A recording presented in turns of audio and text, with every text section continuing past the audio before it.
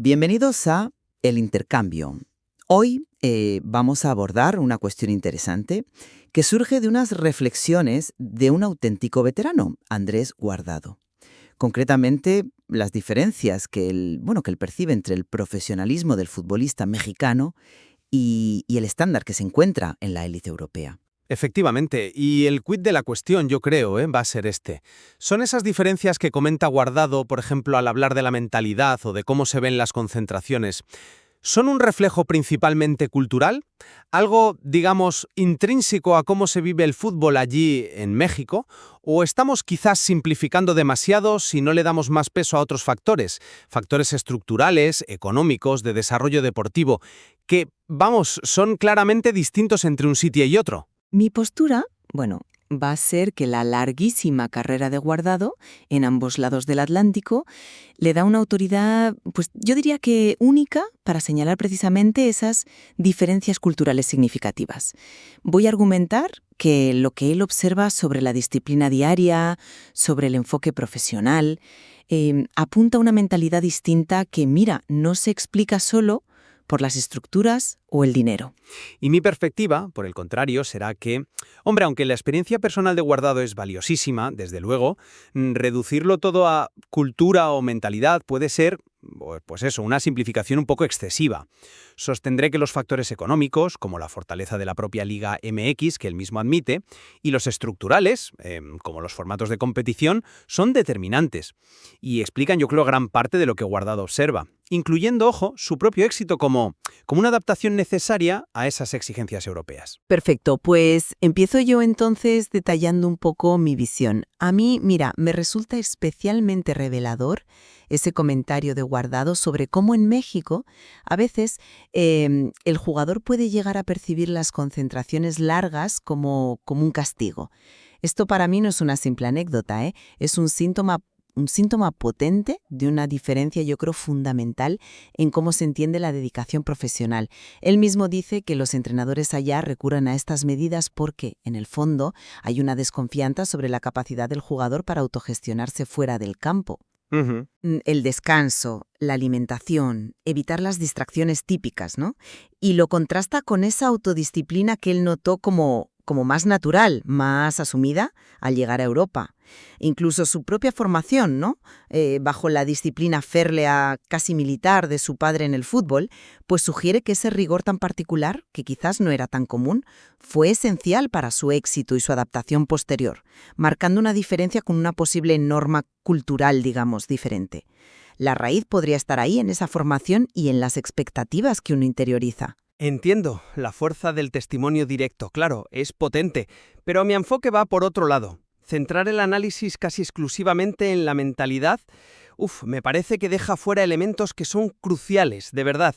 Hay que ponderar muy seriamente el factor económico, que es que el propio Guardado lo reconoce, La Liga Mexicana, pues paga bien, paga muy bien, sobre todo si la comparamos con otras ligas de América. Sí, eso es cierto. Y esto, pues objetivamente, disminuye la urgencia, esa necesidad vital por emigrar que sí tienen muchísimos jugadores, pues no sé, de Argentina, de Uruguay, de Colombia. Para ellos, Europa no es solo una meta deportiva, es que a menudo es una necesidad económica imperiosa. Y claro, esa necesidad actúa como un catalizador brutal para la adaptación, para aceptar estándares de exigencia altísimos sin rechistar. Por otro lado, las estructuras de competición influyen muchísimo. Los torneos cortos con liguilla en México generan unos picos de tensión y una preparación muy distinta a la maratón de regularidad que te exigen las ligas europeas de 38 jornadas.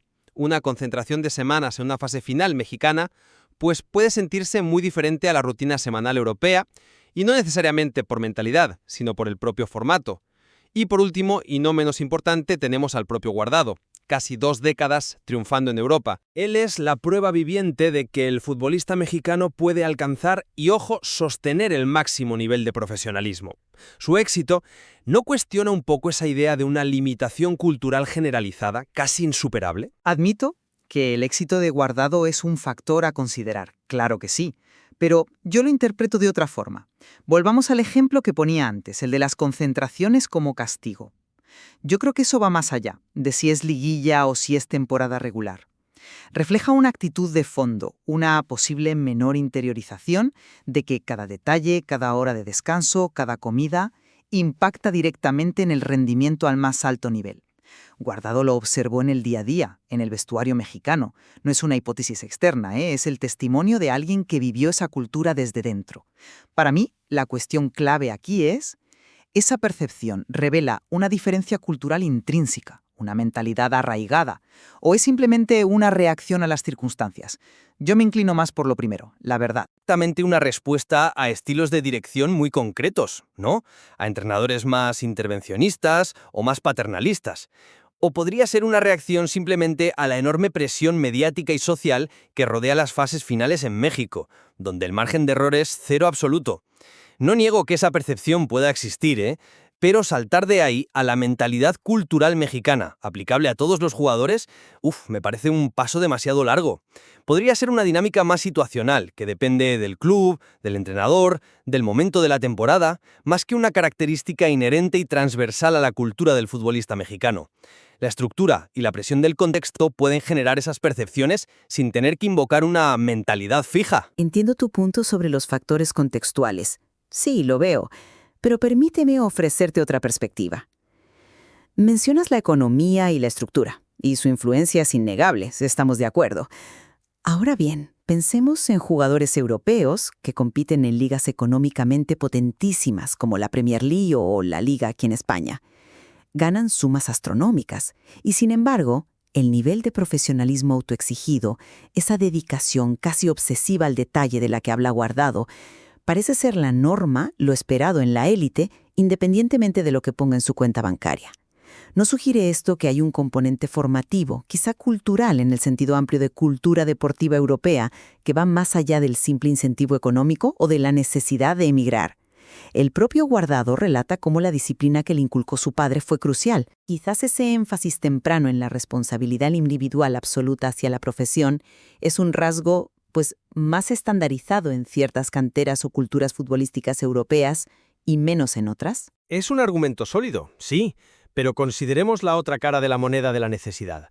Para el jugador sudamericano o incluso africano que llega a Europa, triunfar allí no es solo asegurarse la vida económicamente, es la consagración deportiva a nivel mundial, es la única vía real para que te consideren entre los mejores del mundo, para ganar los grandes títulos, individuales y colectivos.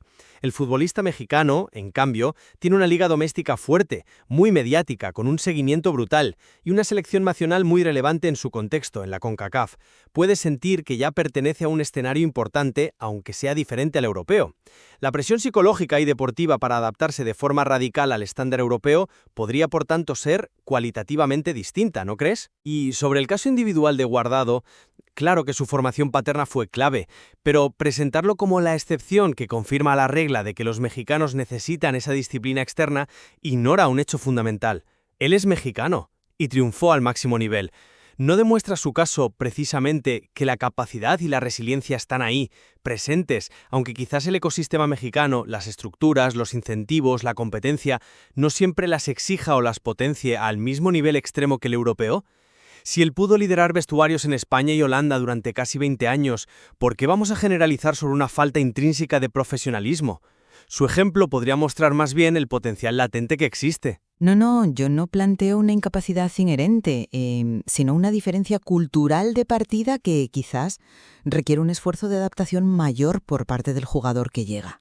Reconozco el éxito extraordinario de Guardado, es indiscutible, vamos. Pero su caso podría leerse, como tú sugieres, como prueba del potencial, sí, o bien como la demostración de que tuvo que realizar un esfuerzo consciente y significativo para europeizarse. Quizás fue una excepción forjada por circunstancias muy particulares, esa disciplina paterna que comentábamos y tener un referente como Rafa Márquez, otro pionero que ya había abierto camino. Si tuvo que adaptarse tan profundamente, ¿no valida eso precisamente la observación inicial de Guardado sobre una mentalidad de partida diferente a la que se encontró en Europa? El propio proceso de adaptación, para mí, subraya esa diferencia inicial. Ujú. Mi interpretación es un poco distinta. Quizás no fue tanto una europeización forzada como una maduración profesional, pues acelerada por un cambio de contexto radical. Un proceso que en realidad vive cualquier jugador de élite, ¿no? Pero que en su caso implicó cruzar un océano cultural y deportivo enorme. Y esto nos conecta con otro punto que me parece esencial. ¿Qué abarca exactamente el término profesionalismo cuando lo usa Guardado? Porque no parece limitarse solo a la disciplina fuera del campo, evitar fiestas, dormir bien, aunque obviamente la incluye. Sus comentarios sugieren algo más amplio: la dedicación al análisis táctico, el cuidado integral del cuerpo, nutrición, prevención de lesiones, una ambición competitiva constante por mejorar cada día e incluso, como él mismo menciona de pasada, el interés por consumir y analizar fútbol, algo que echa en falta, dice, en las generaciones más jóvenes. Totalmente de acuerdo. Ese concepto amplio de profesionalismo es clave. Y además, fíjate, conecta directamente con sus observaciones sobre los cambios generacionales en los vestuarios, algo que ya trasciende la dicotomía México-Europa. Guardado habla de una menor deferencia hacia la jerarquía de los veteranos, de códigos de comunicación distintos, quizás una mayor osadía o menos filtro en los jóvenes de ahora. Estos cambios, que están presentes en el fútbol global y en la sociedad en general, también modifican lo que se entiende y se practica como profesionalismo. Por tanto, parte de lo que Guardado percibió como una diferencia cultural México-Europa hace ya 17 años, quizás ahora también lo observe como una brecha generacional que se manifiesta en distintos grados en todas partes. La variable del tiempo y de la generación se suma a la geográfica, claro. Es una matización importante, sí señor. El profesionalismo no es un bloque de granito inmutable. Evoluciona con las generaciones, con la tecnología, con las propias estructuras de poder dentro de un vestuario. Lo que antes era un respeto casi reverencial hacia el capitán o el jugador experimentado, ahora puede ser más cuestionado o negociado, como Guardado mismo compara con la relación padre-hijo actual, ¿no? Esto añade otra capa de complejidad y nos aleja, creo yo, de atribuir todo a una simple diferencia cultural geográfica. Interactúan factores generacionales, económicos, estructurales y sí, probablemente también culturales o formativos, de maneras muy intrincadas. Llegamos así al cierre de nuestro intercambio. Desde mi posición he intentado subrayar la validez de las observaciones de Guardado, que son fruto de una experiencia directa y muy prolongada en ambos entornos.